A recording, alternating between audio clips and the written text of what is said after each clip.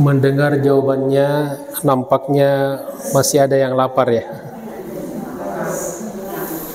Sudah makan semuanya, Bu? Alhamdulillah.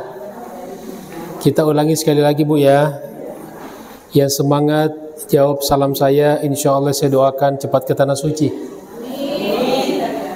Assalamualaikum warahmatullahi wabarakatuh.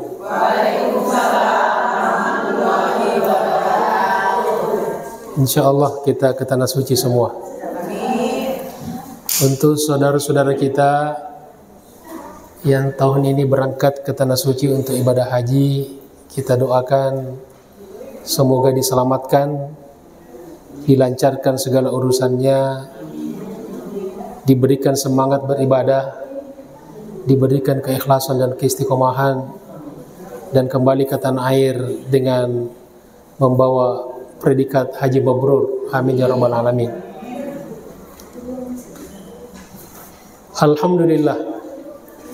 Alhamdulillahirabbil alamin. Wa bihi nasta'inu ala umuri dunya waddin. Allahumma salli ala sayyidina Muhammad al-Fatih lima ughliq al-khatim lima sabaq nasiril haqqi bil haqqi wal hadi ila siratikal mustaqim wa ala alihi wa sahbihi haqqa qadrihi wa miqdarihi al-azim. Subhanaka la ilma lana illa ma 'allamtana innaka antal alimul hakim. Allahumma inna nas'aluka fahman nabiyyin wa hifdzal mursalin wa ilhamal malaikatil muqarrabin. Allahumma aghnina bil ilm wa zayyinna bil hilm wa akrimna bit taqwa wa jammilna bil afiyah bi rahmatika ya arhamar rahimin.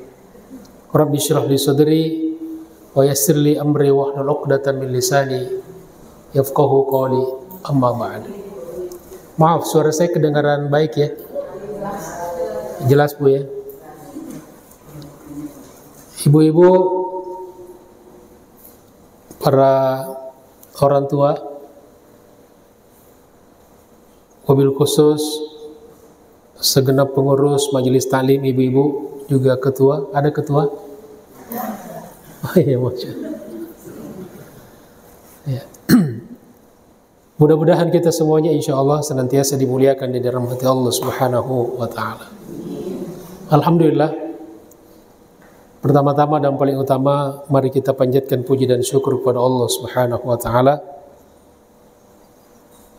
karena kita masih diberikan kesempatan, diberikan kesehatan, dan mudah-mudahan juga diberikan dengan keikhlasan dan keistiqomahan,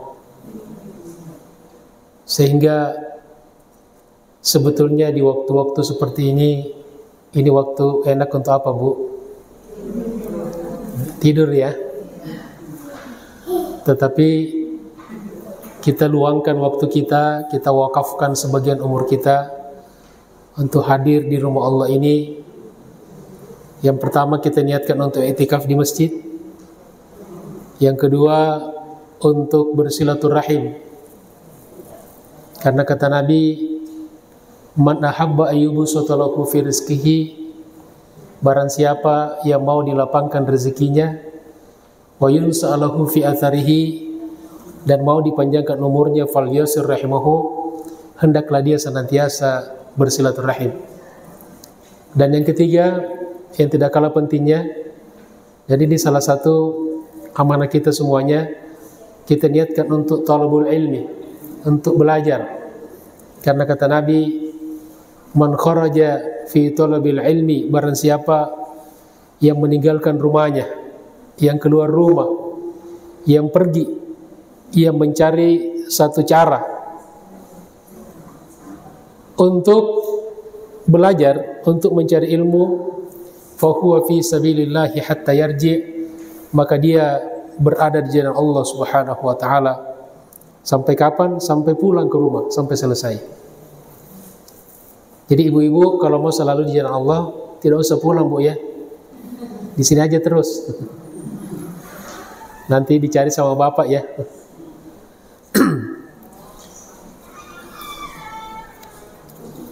Alhamdulillah. Selanjutnya kita kembali kepada pelajaran kita. Insyaallah siang ini kita akan mengkaji surat yang kedua dari juz Ammah, yaitu surat An-Nazi'at. Ya, surat An-Nazi'at. Insyaallah secara hafalan ini saya yakin sudah di luar kepala ibu-ibu semuanya. Sudah dihafal di luar kepala.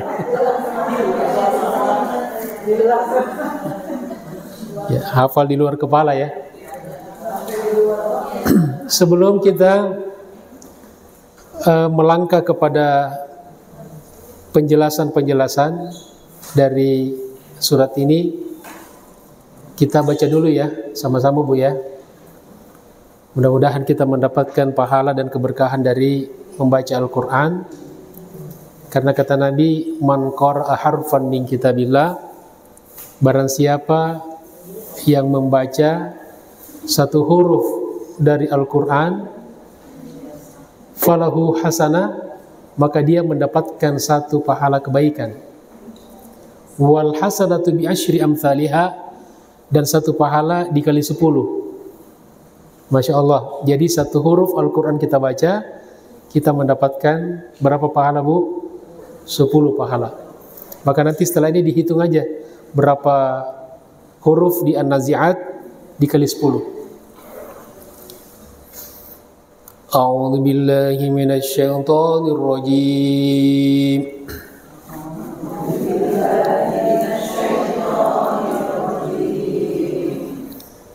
Bismillahirrahmanirrahim.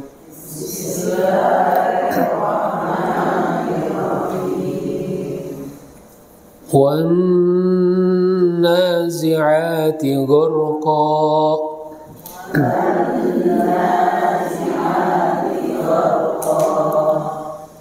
Wan nashitati nashta.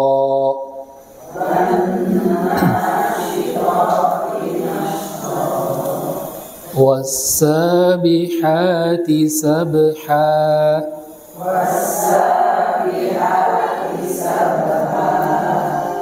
فالسابقات سبقا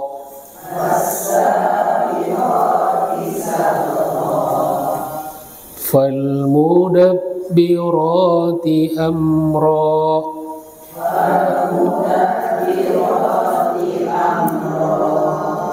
يوم ترجف الراجفة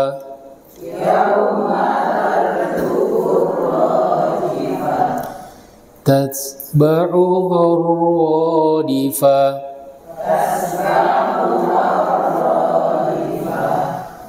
قلوب يومئذ واجفة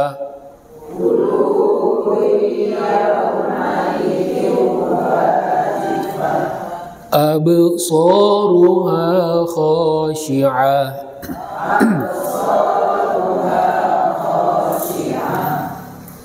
يقولون أئنا لمردودون في الحافرة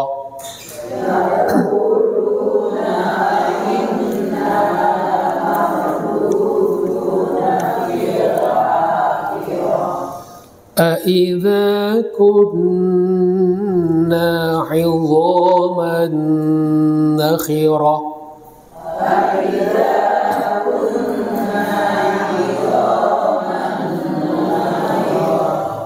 قَالُوا تِلْكَ إِذًا كَرَّةٌ خَاسِرَةٌ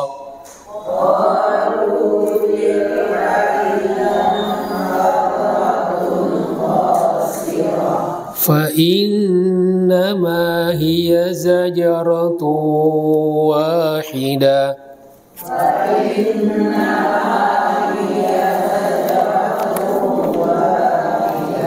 فإذا هم بالساهرة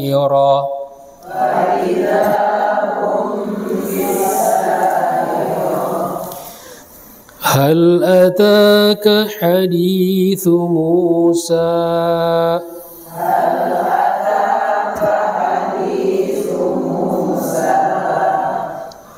إذ ناداه ربه بالوادي المقدس طوى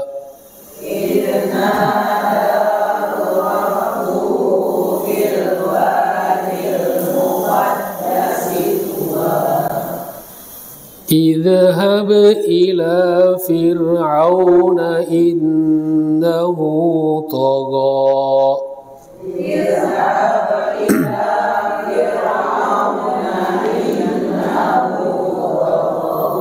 فقل هل لك إلى أن تزكى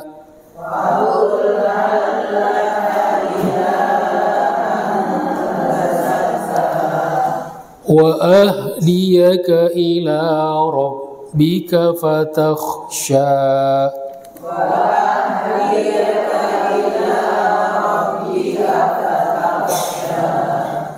فأراه الآية الكبرى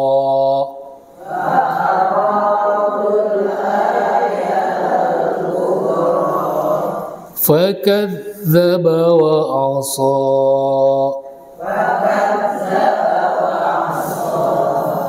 ثم أدبر يسعى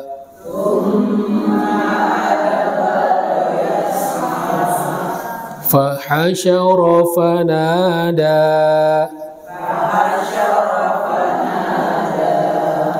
فقال أنا ربكم الأعلى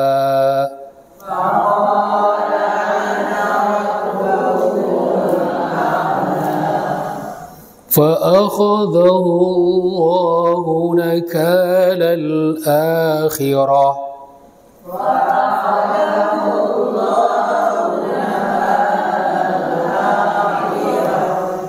فأخذه الله نكال الآخرة والأولى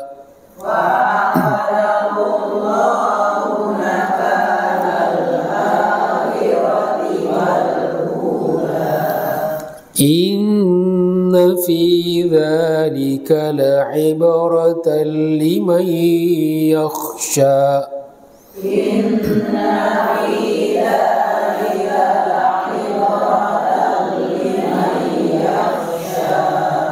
أأنتم أشد خلقا أم السماء بناها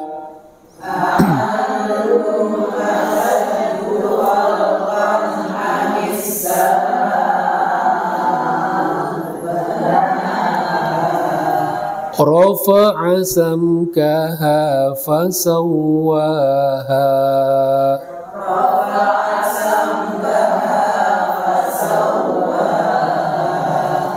وأغطش ليلها وأخرج ضحاها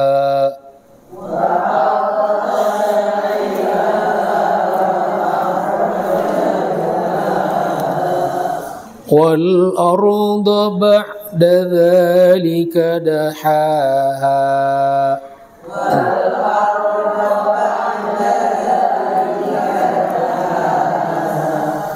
أخرج منها ماءها ومرعاها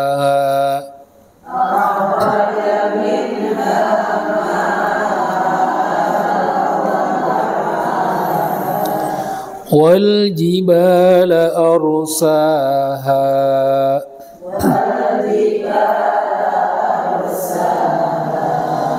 mata'an lakum wa li'an'amikum.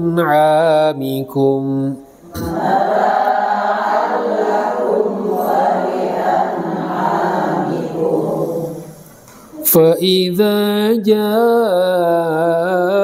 الطامة الكبرى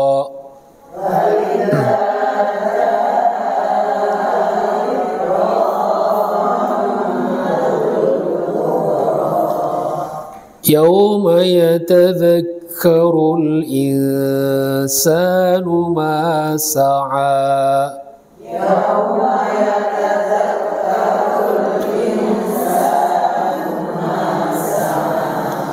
وبرزت الجحيم لمن يرى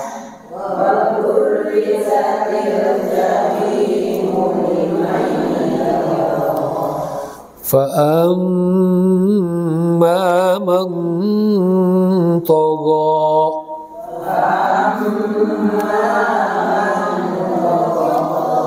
وآثر الحياة الدنيا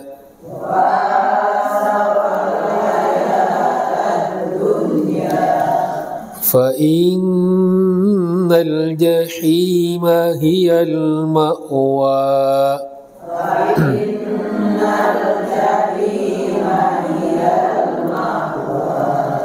وأما من خاف مقام ربه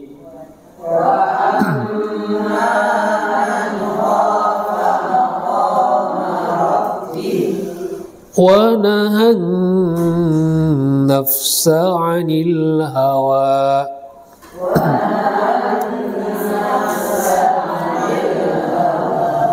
فإن الجنة هي المأوى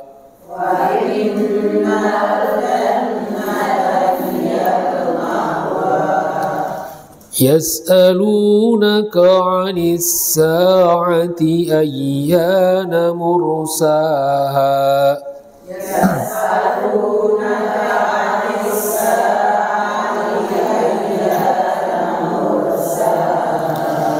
فيما أنت من ذكراها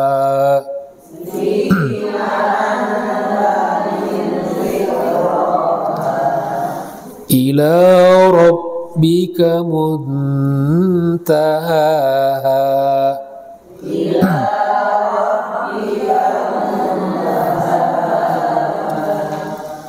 إنما أنت منذر من يخشاها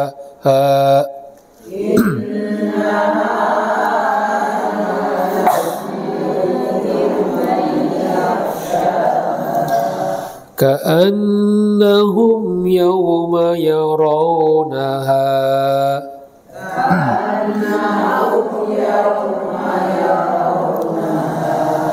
لم يلبثوا إلا عشية أو ضحاها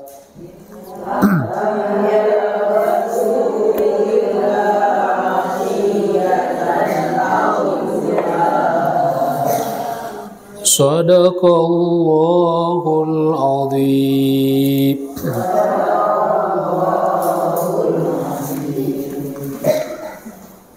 Insyaallah ibu-ibu sudah hafal ya. Ada yang hafal, Bu? Mau dites perwakilan? Ya. Baik, alhamdulillah. Mudah-mudahan Allah Subhanahu wa taala terima ibadah tilawah kita. 1 huruf 10 pahala. Selanjutnya ada lembaran yang dibagikan ya, Ibu sekalian. Itu dulu kita buka ya. Untuk kita memahami kandungan daripada surat An-Nazi'at. Ini Bu ada nih.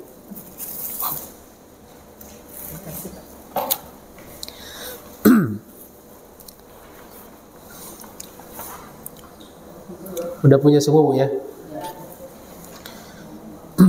Jadi surat An-Nazi'at diambil dari ayat pertama. Wan-nazi'ati gharqa. Ya, jadi di dalam setiap surat itu nama-nama surat selalu ada di dalam surat itu. Jadi nama surat itu biasanya diambil dari salah satu kata yang paling menonjol, yang paling viral di dalam surat itu. Ya. Atau kedudukan surat itu diambil menjadi nama surat. Misalnya surat Al-Fatihah. Kenapa dinamakan Al-Fatihah? Apa artinya Al-Fatihah? Pembuka. Karena dia surat pembuka Al-Quran. Begitu kita buka Al-Quran, kita ketemu dengan surat Al-Fatihah. Kemudian surat Al-Baqarah diambil dari satu kata di dalam surat itu, yaitu kata Al-Baqarah, yang artinya sapi betina. Kisah yang terkenal. Surat Al-Kahfi, apa artinya? Gua. Juga diambil, ada Al-Kahfi, cerita Ashabul Kahfi di dalam surat itu. Nah, begitu juga An-Nazi'at diambil dari ayat pertama, wan-nazi'ati gharqa. Cuma ada satu pertanyaan ya Bu ya. Ada satu surat di dalam Al-Quran yang namanya surat Al-Ikhlas. Betul ya? Qul huwa Allahu ahad. Di dalam surat itu ada kata ikhlas enggak? Ada enggak Bu? Ada yang bisa jawab enggak? Ada yang pernah baca, pernah dengar dari guru? Kenapa?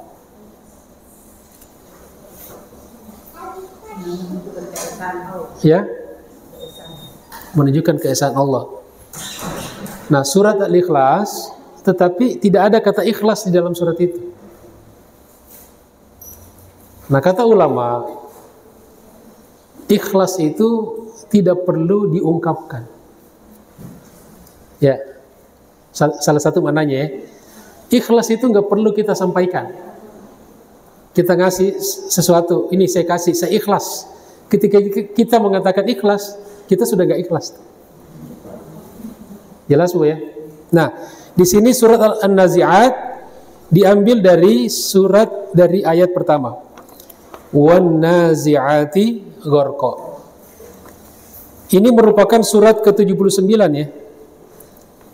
Atau surat kedua dari juz Ammah. Amma yatasa'alun, ya, An-Naba, kemudian An-Nazi'at. Surat An-Nazi'at sebagaimana disampaikan oleh Imam Al-Qurtubi, ini nanti pegangan kita yang utama itu tafsir Al-Qurtubi dan At-Tabari ya. Kita Tabari, Ibnu Jarir At-Tabari, ini kitab tafsir yang paling tua, yang paling klasik. Ini adalah surat Makkiyah. Jadi An-Nazi'at ini termasuk golongan surat-surat Makkiyah. Surat itu ada dua kelompok, ada Makkiyah, ada Madaniyah. Makkiyah, Madaniyah. Apa bedanya? Apa bedanya, Bapak Ibu, Ibu sekalian? Kalau Makkiyah, apa? Turun di? Apakah turun di Mekah saja? Titik. Jadi definisi yang jami, mani, kata ulama, Makkiyah itu adalah surat atau ayat yang turun di Makkah dan sekitarnya. Ya. Karena ada juga turun di Mina, turun di Arafah. Jadi ayat atau surat yang turun di Makkah dan sekitarnya sebelum hijrah ke Madinah. Sedangkan Madaniyah adalah ayat atau surat yang turun di Madinah dan sekitarnya setelah hijrah.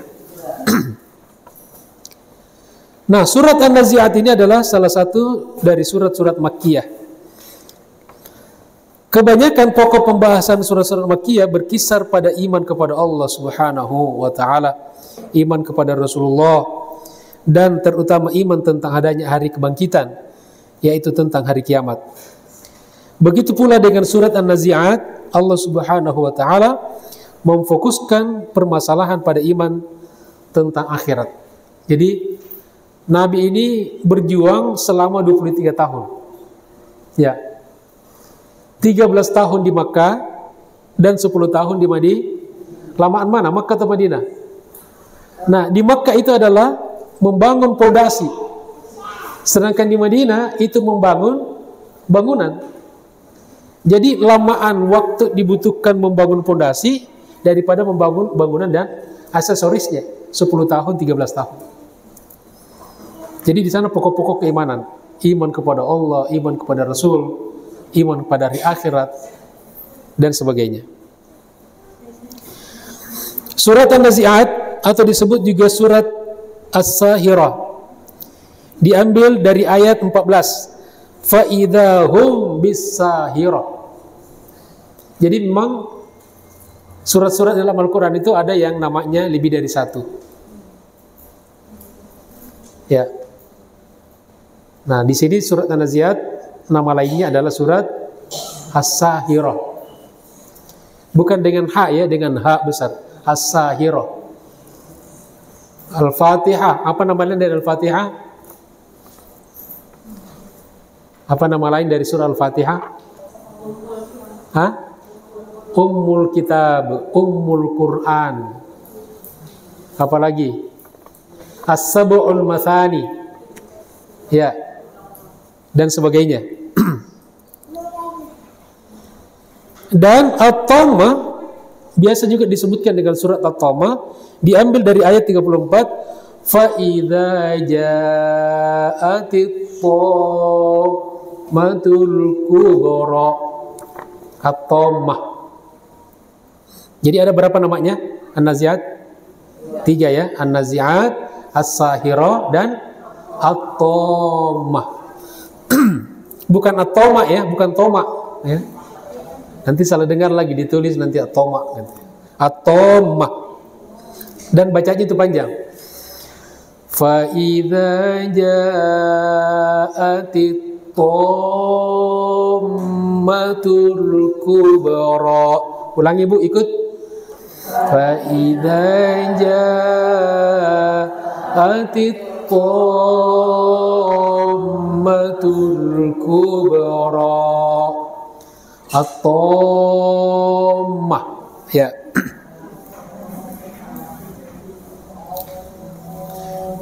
Di antara kandungan surat An-Nazi'at, isinya secara umum.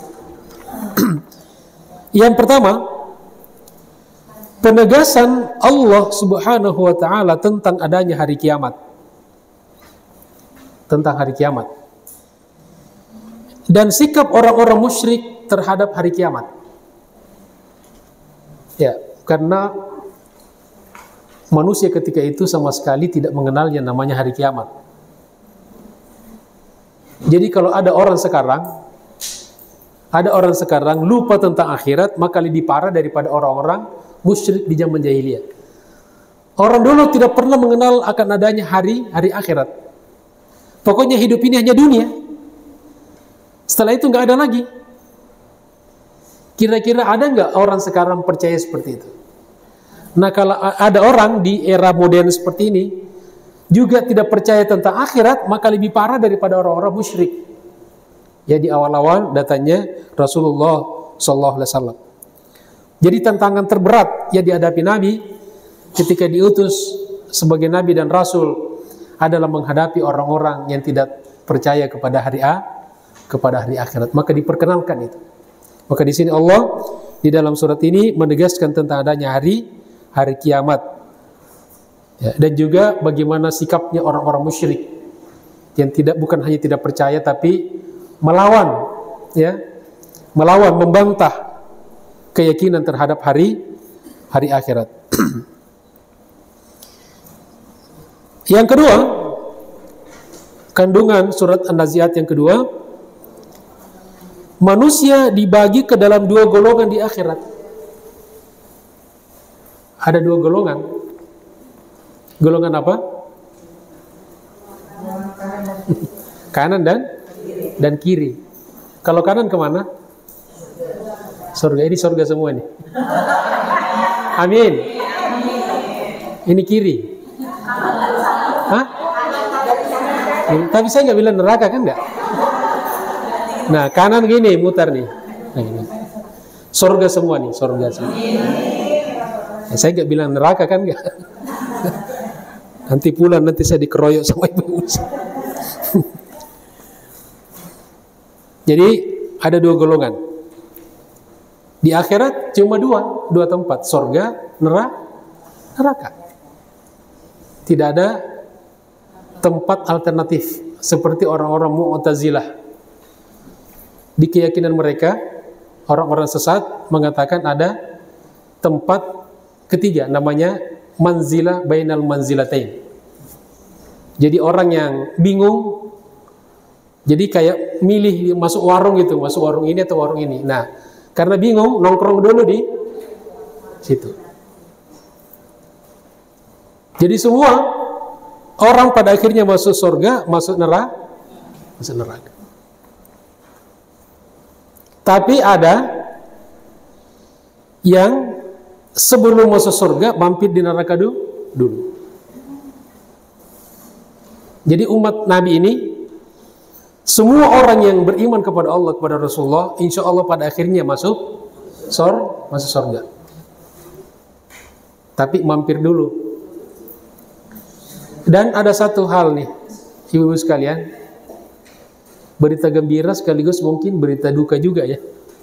Kata Nabi, akan masuk surga dari umatku tanpa dihisab 70 alfan. Berapa? 70.000 orang saja. Jadi kuota orang masuk surga tanpa dihisab.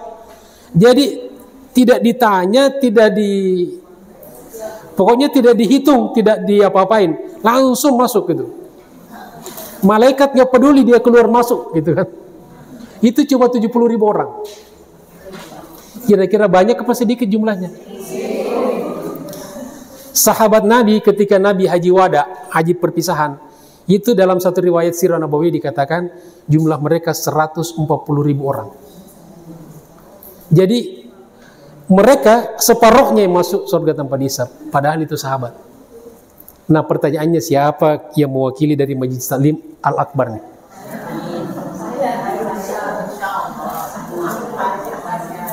Ya, kalau maunya kita diwakili ketua ya.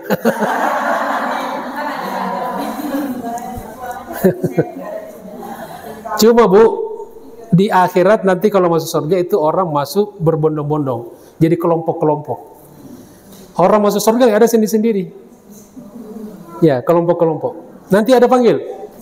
Kelompok Majelis Taklim Ibu-ibu Al-Akbar Era Mas 2000 masuk. Ibu haji paling depan. Bawa bendera gitu kan. Bendera Majelis Taklim Al-Akbar ya. Masuk. Tiba-tiba di belakang rombongan ada Ustadz Ridwan Yahya sama ibu. Nah, malaikat nanya, ini kok laki-laki? Kok ada di belakang ibu-ibu? Memang dari Majelis Taklim Al-Akbar juga? Saya bilang, malaikat bukan. Loh, kenapa ikut? Saya sering ngisi pengajian ibu-ibu. Masuk katanya. Alhamdulillah.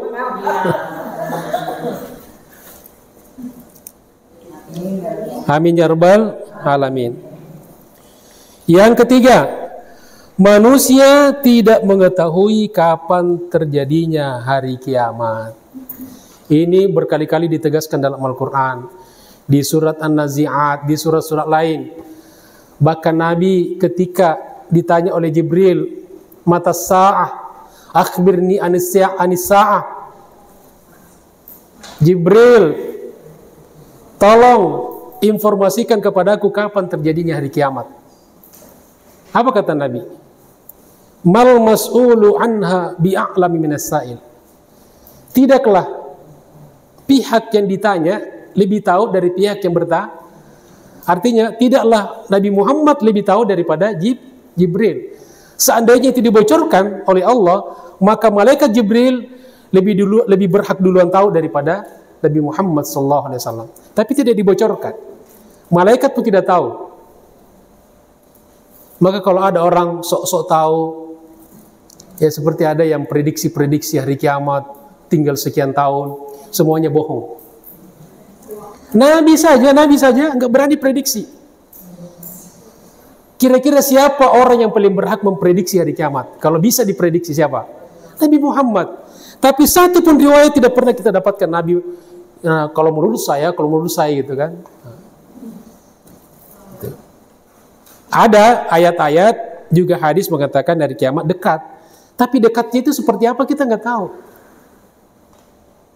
Jadi manusia tidak ada yang mengetahui kapan terjadinya hari kiamat. Jadi kalau ada orang yang mengaku tahu tentang hari kiamat kapan terjadinya, maka pasti wajib kita tidak mengimaninya.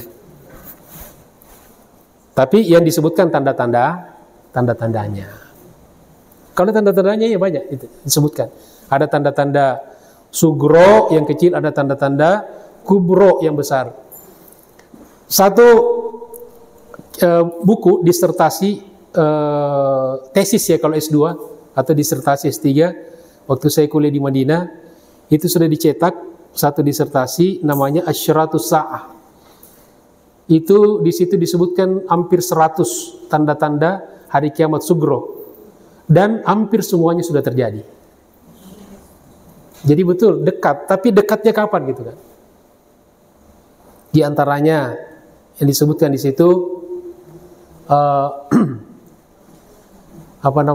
semakin banyaknya pasar tempat jualan di mana-mana tumbuh. Betul nggak Bu? Ya, sekarang di mana-mana. Ya, sampai di kuburan ya ada jualan. Ya, jualan. Masya Allah. Ya. Apalagi semakin banyaknya orang-orang mati mendadak. Itu juga tanda-tanda hari kiamat. Ya, kita sering dengar kemarin masih olahraga ya. Loh. Setelah itu meninggal. Itu juga salah satu tanda-tanda hari kiamat. Termasuk juga makin banyaknya kemaksiatan. Dan orang tidak malu lagi melakukan kemaksiatan. Bahkan berbangga dengan kemaksiatan. Orang mau merekam, ya, memvideokan, memfailkan kemaksiatan mereka. Itu juga diantara tanda-tanda hari kiamat. Nah kemudian yang keempat, kisah Nabi Musa dengan Fir'aun juga disebutkan dalam surat An-Nazi'at. Dan ternyata ibu-ibu sekalian yang saya hormati dan saya cintai karena Allah, itu ada pertanyaan, siapa Nabi yang paling banyak disebutkan namanya dalam Al-Quran? Ya, Nabi Musa. Ternyata bukan Nabi Muhammad. Nabi Musa hampir di setiap surat. Ya, hampir di setiap surat disebutkan namanya. Termasuk di surat An-Nazi'at.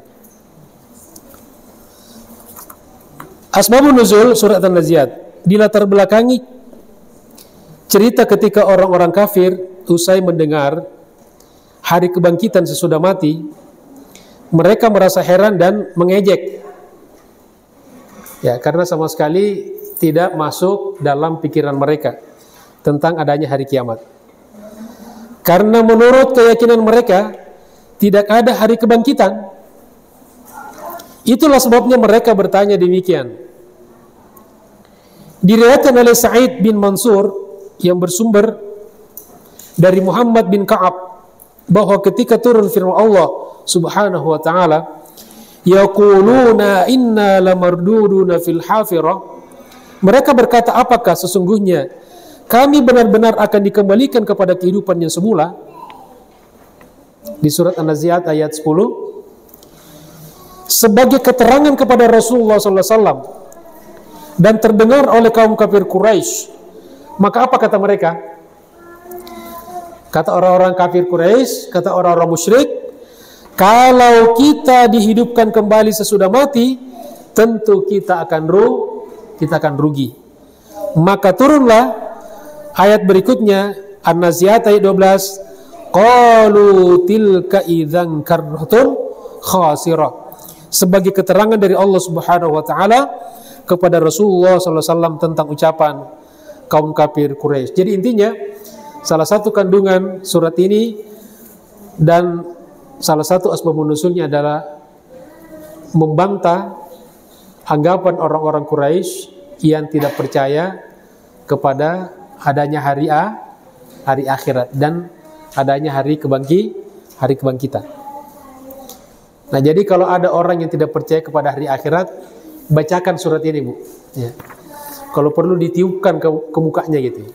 Ya, kalau ditiupkan air, ya, suruh minum. Nah, kalau ada orang yang lalai kepada akhirat, ya, nah ambil air, dibacakan surat ini, kemudian jangan disiramin, suruh minum, biar ingat akhirat, ingat mati.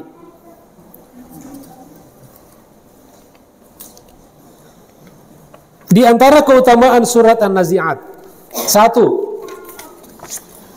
surat An-Nazi'at termasuk kategori Al-Mufassal, surat-surat Al-Mufassal yang diberikan kepada Nabi SAW sebagai tambahan, sehingga beliau memiliki keistimewaan dan keutamaan dibandingkan dengan nabi-nabi pendahulunya.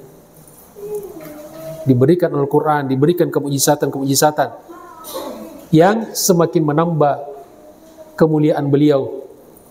Ya, kalau Nabi diberikan hanya beberapa mujizat tertentu, ya, tapi Nabi ini puluhan mujizat, banyak sekali mujizat yang diberikan oleh Allah Subhanahu wa taala kepada beliau.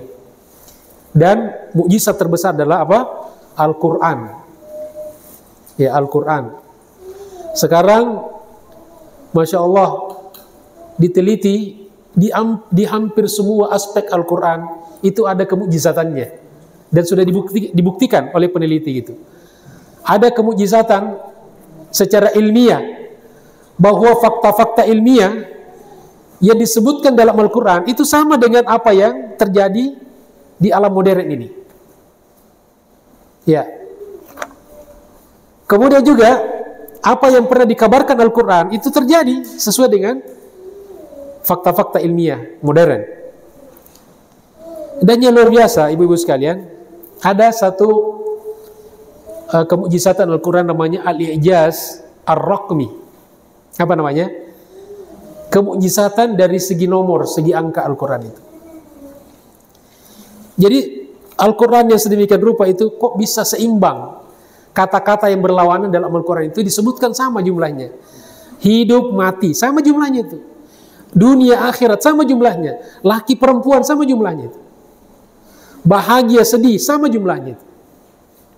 Itu siapa yang ngatur itu? Allah Subhanahu wa ta'ala. Itu diantara kemujizatan yang semakin menambah kemuliaan baginda Rasulullah SAW.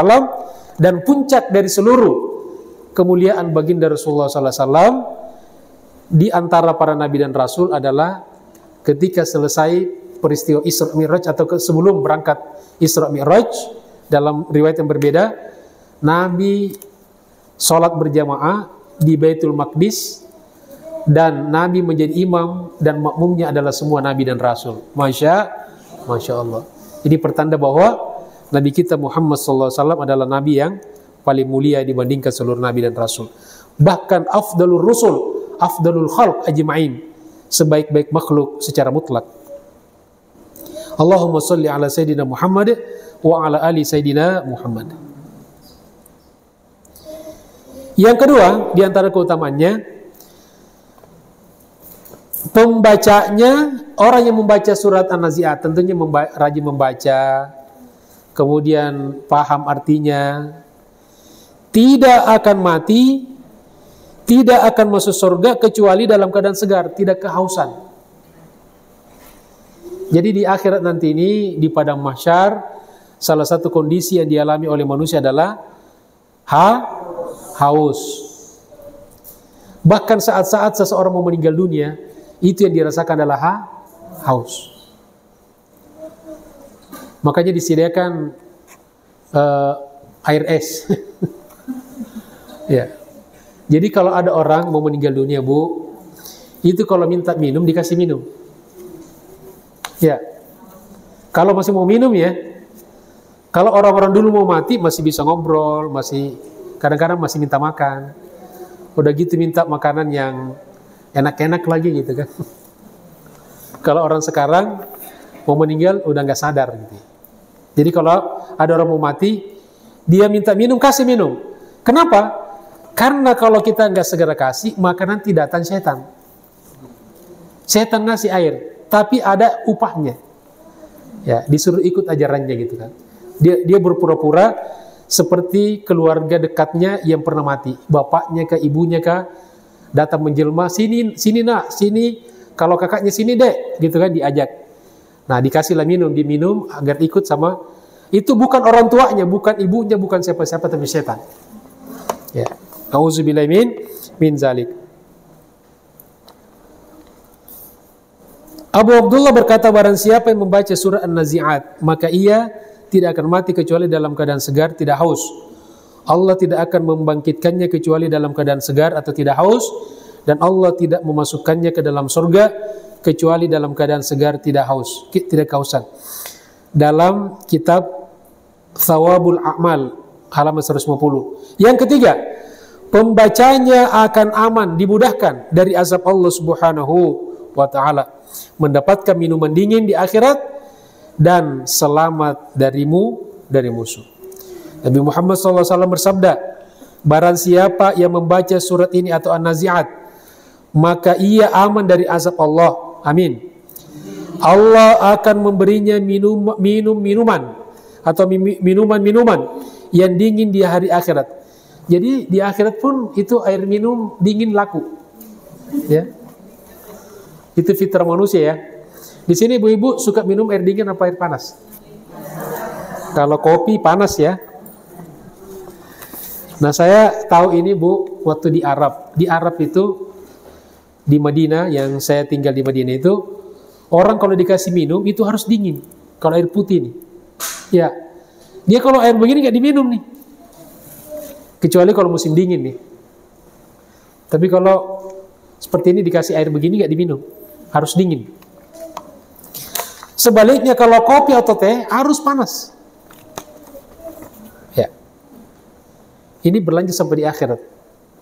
Ya, minuman di dingin. Ada yang bilang kalau gitu saya bawa kulkas nanti ya. Intisari surah An-Nazi'at.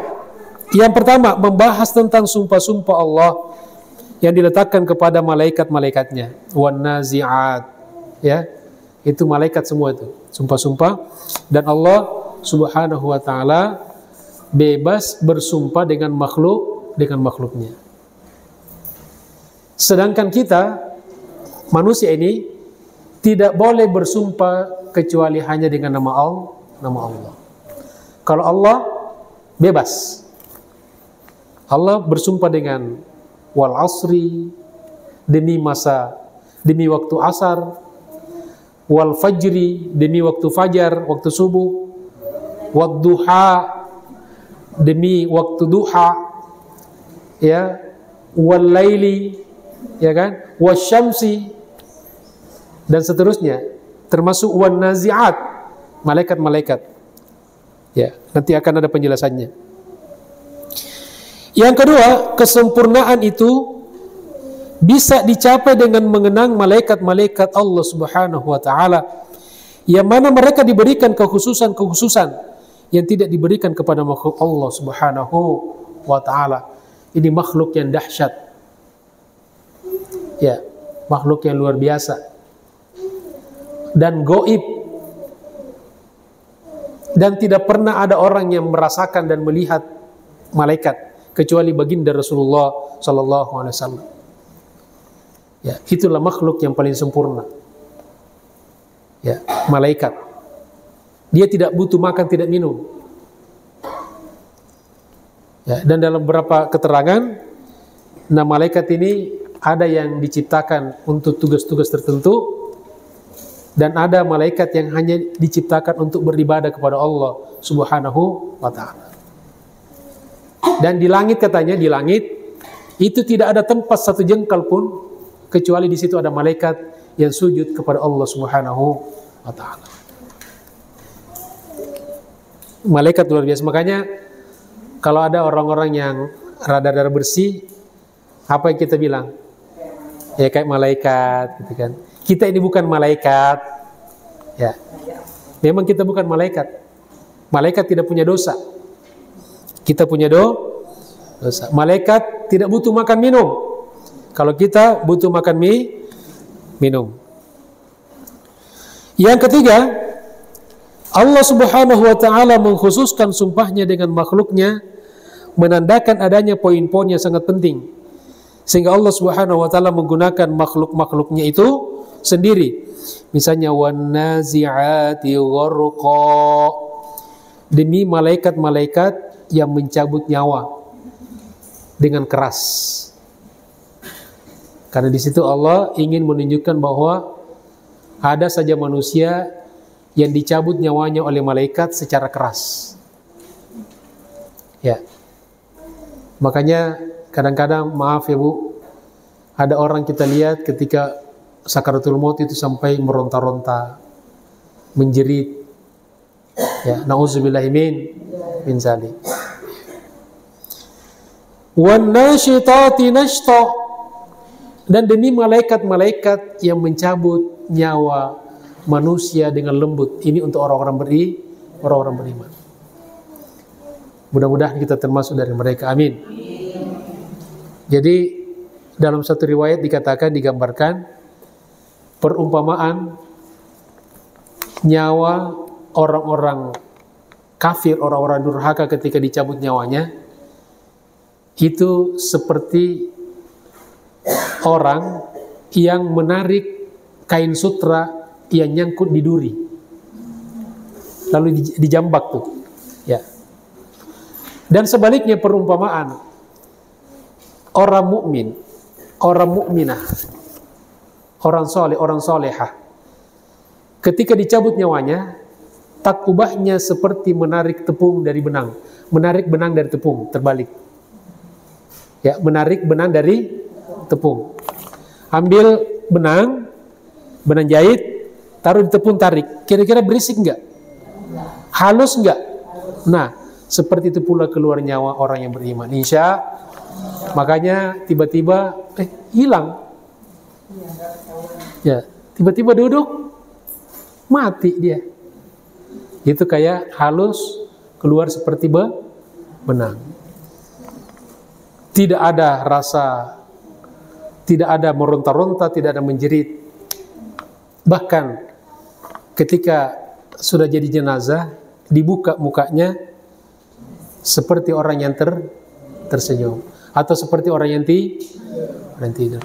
Makanya ibu-ibu kalau datang melayat orang meninggal, jangan terburu-buru langsung main buka aja mukanya itu. Ada kan orang kita lihat, gimana ya, mana ya gitu ya. Itu ada doanya juga. Bismillahi wa ala millati Rasulullah. Kita baca baru pelan-pelan dibuka. Buka pelan-pelan Bu ya, jangan sekaligus. Ya, pelan-pelan. Siapa tahu begitu dibuka matanya melotot. Ya. Ketika melotot ke ibu, tutup lagi. Baca lagi, Bismillahi wa ala millati Rasulullah. Pelan-pelan bukan. Masih melotot, tutup lagi. Ya. Begitu ketiga masih melotot, kabur gitu kan. Dia bilang, mau kemana lo? Bercanda ya, enggak seperti itu. Ya.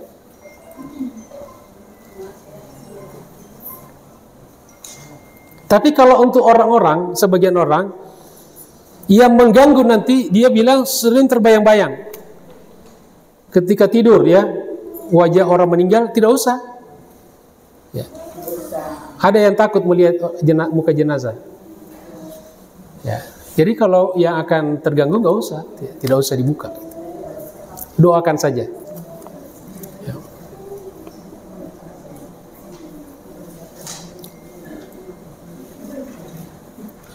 Yang keberapa? Yang keempat ya. Tujuan dasar Allah Subhanahu wa taala dalam surat ini untuk memberikan hambanya hidayah agar sampai kepada mereka. Yang kelima, manusia dalam menerima hidayah berupa petunjuk terbagi atas dua kelompok. Pertama, kelompok yang menerima dengan lapang hati dan mereka sangat mensyukuri hidayah tersebut. Allah mencontohkan kepada Nabi Musa alaihissalam. Itulah contoh hamba yang menerima hidayah, yang bersyukur kepada hidayah. Yang kedua, kelompok yang tidak senang dengan petunjuk Allah, tapi mereka juga mengklaim diri mereka sendiri mampu, kuat, hebat, dan terkadang mereka menganggap diri mereka adalah Tuhan seperti Fir'aun. Apa kata Fir'aun? Wa ana rabbukumul a'la. Ya. Dan akulah Tuhanmu yang maha tinggi. Dia sederhana saja. Dia bisa mematikan, menghidupkan, mematikan. Kalau ada orang, dia mampu memberikan kekayaan dan kemiskinan. Bagaimana caranya? Sini, kamu tidak punya duit, saya kasih duit, dikasih harta banyak. Kamu jadi kaya kan? Sebaliknya bisa memiskinkan seseorang. Kamu kaya, dirampas hartanya, jadi miskin kan? Begitu doang kerjanya. Ya. Tapi dia yang mengaku Tuhan, inilah pejabat pemimpin yang paling arogan. Karena pernah memproklamasikan dirinya sebagai Tuhan. Tapi matinya dibuat sehina mungkin oleh Allah Subhanahu wa ta'ala. Matinya hanya tersedat air. Tersedat air. Jadi kalau ada orang meninggal tersedat air, itu sama dengan Fir'aun. Sama dengan Fir'aun. Dan salah satu kehinaan yang Allah berikan kepada Fir'aun, tidak ada orang yang mau mengambil namanya, memberikan anaknya nama Fir'aun. Padahal cakep ya, dari sisi gampang diingat loh. Dan kalau dipanggil disingkat Mas Fir. Kalau lagi Mas Fir kan. Tapi saya belum pernah Bu ya, saya udah keliling kemana-mana, belum pernah Ustaz kenalan. Nama saya Fir'aun, belum pernah ya. Kata ulama itu kehinaan. Sampai namanya pun tidak ada yang mau pakai. Ya, tidak ada yang mau pakai. Yang keenam, Allah Subhanahu wa taala mencontohkan kepada kita tentang Nabi Musa dan Fir'aun yang menjadi manifestasi dari kebajikan, hidayah dan kesesatan. Jadi ada Fir'aun, ada Musa, ada Fir'aun, ada Namrus, ada Nabi Ibrahim, ada Namrus. Ada Nabi Muhammad, ada Abu Jahal, Abu Lahab, dan abu-abu yang lainnya.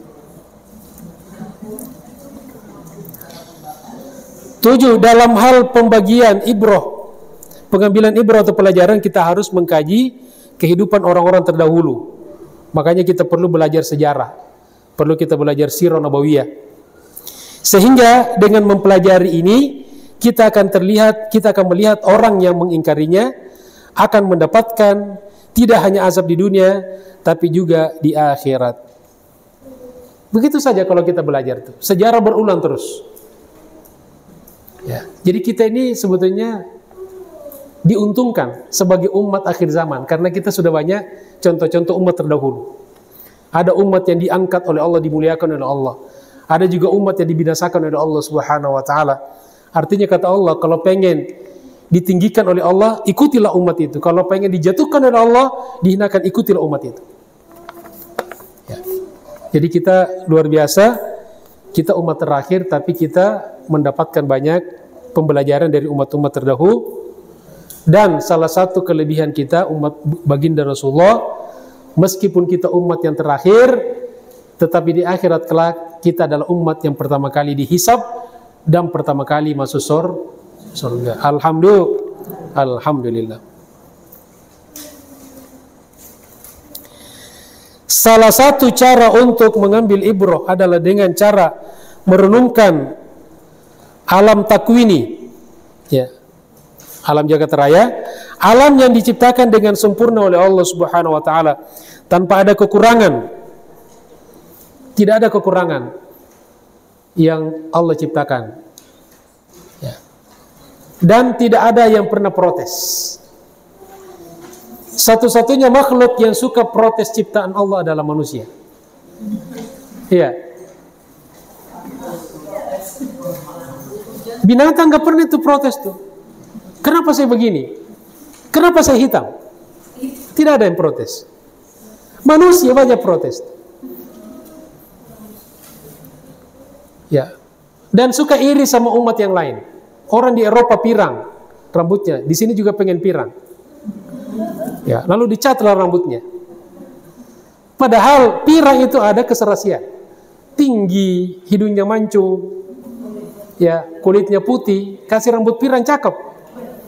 Kita rambut pirang, kulit hitam, hidung pesek, tidak matching. Ya. Tapi ada yang protes. Ada yang operasi hidung, ya kan? Dirubah, ada yang ini macam-macam. Wa na'udzubillahi min zalik. Jadi makhluk yang protes itu hanyalah manusia.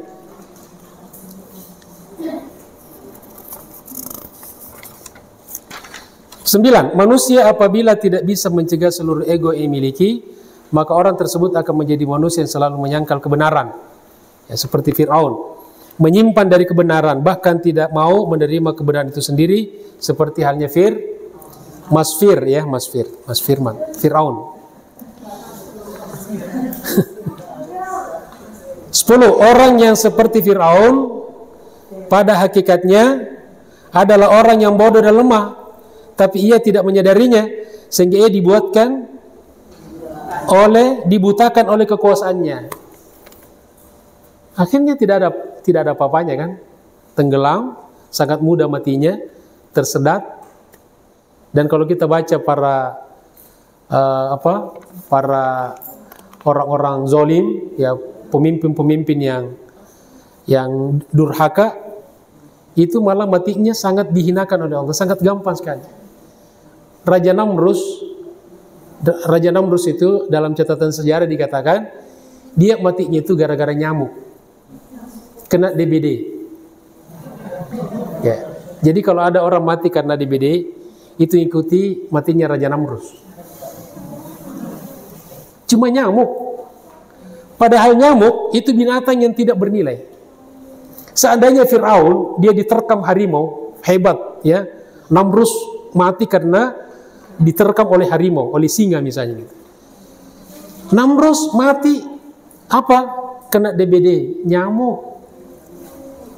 Begitu Allah gampang menghinakan seorang manusia. Dulu ada jawara. Jadi jawara yang pokoknya kalau jago berantem lah. Pokoknya menghadapi 10 musuh nggak lari.